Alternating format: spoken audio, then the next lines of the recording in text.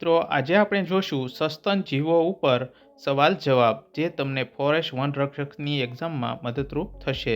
તો જો તમે ચેનલમાં નવા હો તો ચેનલને સબસ્ક્રાઇબ કરી બેલ આઇકન ઓન કરી દેજો જેથી તમને આવા વિડીયો મળતા રહે. તો ચાલો વિડીયો શરૂ કરીએ.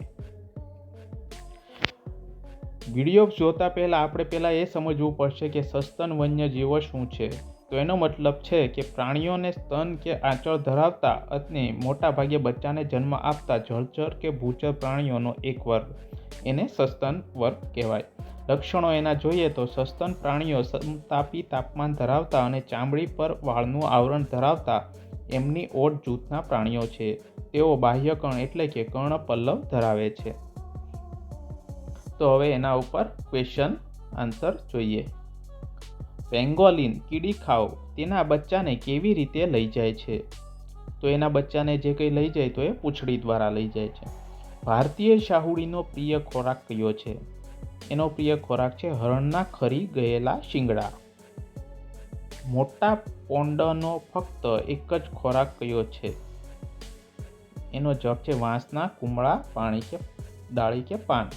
આમાં પાંડા આવશે કે મોટા પાંડાનો ખોરાક કયો છે? બિલાડી કુળના કયા પ્રાણીના પોતાના પંજા સંકોરી શકતું હોવા છતાં તેના નખ ખુલ્લા રહે? એ છે ચિત્તો. એન્ટલર અને શિંગડાનો તફાવત કયો છે? એન્ટલર સખત હોય છે જે દર વર્ષે ખરી જાય અને ફરીથી નીકળે. શિંગડા પોલા અને કાયમી રહે છે.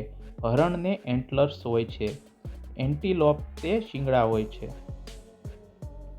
વાઘની 8 પ્રજાતિ પૈકી કેટલા વિનાશને આરે કે વિનાશ થયેલ છે? તો તે છે 3.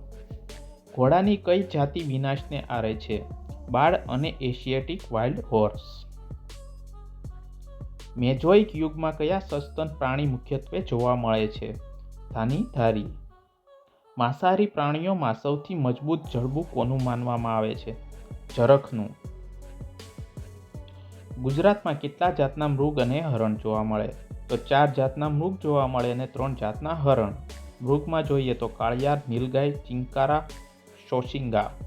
અને હરણ કુળમાં જોઈએ તો ચિત્તલ, સાબર અને ભેકર. હરણ અને મૃગ વચ્ચેનો તફાવત કયો છે? આપણે એના પ્રકાર જોઈએ, હવે એનો તફાવત જોઈએ. હરણના શિંગડા શાખવાળા સખત વળ કે રીંગ વગરના હોય કે જે દર વર્ષે આપોઆપ ખરી પડે અને નવા ઉગે. ફક્ત નર હરણ શિંગડા ધરાવે છે. આ શિંગડાને એન્ટેલર તરીકે ઓળખવામાં આવે છે. અને હવે મૃગ વિશે જોઈએ તો મૃગના શિંગડા પોલા, શાખા વગરના, વળ કે રીંગવાળા હોય જે આજીવન રહે છે. શિકારા મૃગની માદા પણ શિંગડા ધરાવે છે. આવા શિંગડા હોર્ન કહેવામાં આવે છે. શિંગડાના આધારે એનો બંનેનો તફાવત છે હરણ અને મૃગ વચ્ચેનો. ચિત્તા અને દીપડા વચ્ચેનો હવે તફાવત જોઈએ. ચિત્તા અને દીપડામાં કયો ફેર છે? દીપડાની સરખામણીમાં ચિત્તાનું શરીર પાતળું અને પગની લંબાઈ વધારે હોય છે. ચિત્તાના શરીર ઉપર ગોળ કાળા ટીલા હોય છે જ્યારે દીપડાના શરીર ઉપર ચકતા અથવા ઝુમકા હોય છે. ચિત્તાના ચહેરા ઉપર નાકની બંને બાજુએ આંખોથી મોઢા સુધી કાળી રેખા લીટી હોય. ચહેરાનું કદ દીપડાથી નાનું હોય. દીપડાના પગના નખ સંકોચાઈને આવરણ નીચે સંપૂર્ણપણે ઢકાઈ જાય જ્યારે ચિત્તાના નખ હંમેશા ખુલ્લા જ રહે છે. ચિત્તો ભારતમાંથી નામશેષ થયેલ છે જ્યારે દીપડા બધે જોવા મળે છે. વાઘ સિંહ ઘાસ ખાય? તો એનો જવાબ છે હા. ચામાચીડિયા કે કાનકડિયા ઉડે તેને પક્ષી ગણાય? ચામાચીડિયા કે કાનકડિયા સસ્તન વર્ગના પ્રાણી છે પરંતુ તે પક્ષી નથી. કયું પ્રાણી સૌથી લાંબુ છે? પ્રાણી જગતનું સૌથી લાંબુ પ્રાણી હોય તો તે લાયન્સ જોન જેલીફિશ છે. સમુદ્રમાં જોવા મળે. તેની લંબાઈ 60 મીટર સુધીની નોંધાયેલ છે.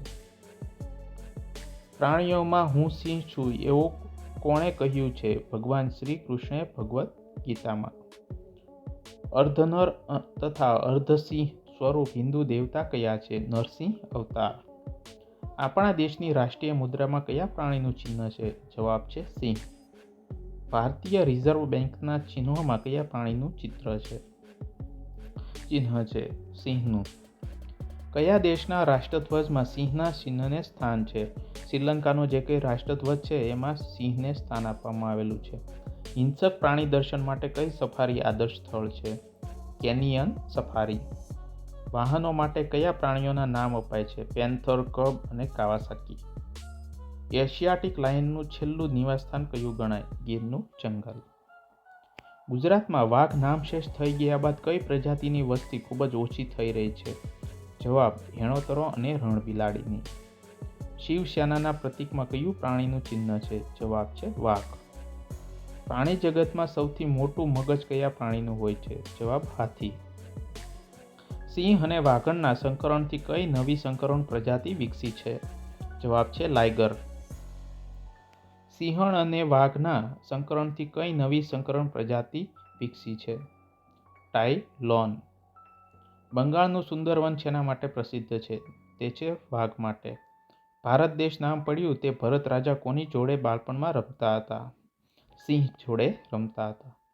બિલાડી કુળના પ્રાણીઓમાં કયું એવું પ્રાણી છે જેની પૂંછડીના છેડા ઉપર વાળનો ગુચ્છો આવેલો હોય? એ છે સિંહ. કયું પ્રાણી 15 ફૂટ ઊંચો કૂદકો મારી શકે છે તેમજ પાછળની દિશામાં પણ કૂદકો મારી શકે છે? જવાબ છે વરુ. જંગલી કૂતરામાં ગર્ભધારણ સમય કેટલો હોય છે? 60 થી 62 દિવસ. જગતમાં સૌથી વિરલ ગણાતું પ્રાણી કયું છે? એશિયાટિક કાળું રીંછ. ભારતનું સૌથી નાનું રીંછ કયું છે? સન બિયર. ભારતમાં સૌથી વધુ ઊંચાઈએ કયું રીંછ રહે છે? હિમાલયન બ્રાઉન બિયર, જે સૌથી ઊંચાઈએ રહે છે. કોના કાન વધુ મોટા હોય છે? આફ્રિકન હાથી કે એશિયાટિક હાથી? એમાં હવે આફ્રિકન હાથીના.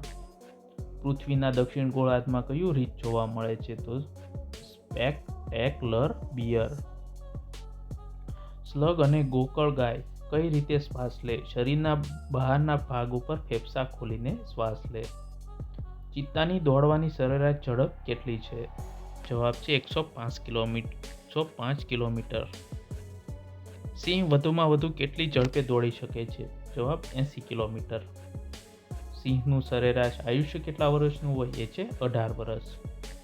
સૌથી મોટી ઉંમરમાં કાચબાને કયા ઝૂમાં રાખવામાં આવેલો હતો? કલકત્તામાં. 4 માંસાહારી વન્ય પ્રાણીઓના નામ: વાઘ, વણ્યર, નોળિયો અને વરુ. 4 તૃણાહારી વન્ય પ્રાણીઓના નામ: વાનર, સસલું, સાબર અને કાળિયાર.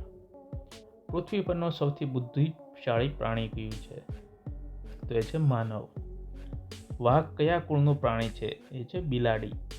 બિલાડી કુળનું મોટામાં મોટું પ્રાણી કયું છે? એ છે વાઘ. પૃથ્વી પરનું મોટામાં મોટું સસ્તન પ્રાણી કયું છે? એ છે બ્લુ વ્હેલ. વ્હેલ કયા વર્ગનું પ્રાણી છે? તે છે સસ્તન. વાઘને કાળી પટ્ટીઓ લાઈન કેમ હોય છે?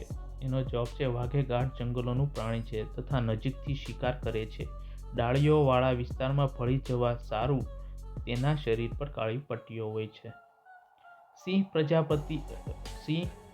પ્રજાતિ અન્ય બિલાડી કુળની પ્રજાતિ કઈ રીતે જુદી પડે છે? સિંહ પ્રાણીમાં પુખ્ત શરીર પર ટપકા કે પટ્ટા હોતા નથી અને સમૂહમાં રહે છે. દિવસ દરમિયાન સિંહ મુખ્યત્વે કઈ કામગીરી કરે છે? દિવસ દરમિયાન સિંહ મુખ્યત્વે ઊંઘે છે. તો મિત્રો, તમને આ વિડીયો કેવો લાગ્યો તે તમારો અભિપ્રાય જરૂરથી કોમેન્ટમાં શેર કરજો અને આ વિડીયો તમારા મિત્રોને પણ શેર કરજો. અને જો તમે અહીંયા સુધી વિડીયો પહોંચી ગયા છો જોવામાં તો પ્લીઝ સબસ્ક્રાઈબ કર્યા વગર જતા નહીં અને વિડીયો લાઇક કરજો. તો મળીએ હવે બીજા વિડીયોમાં. ત્યાં સુધી ધન્યવાદ. જય હિન્દ, જય ભારત.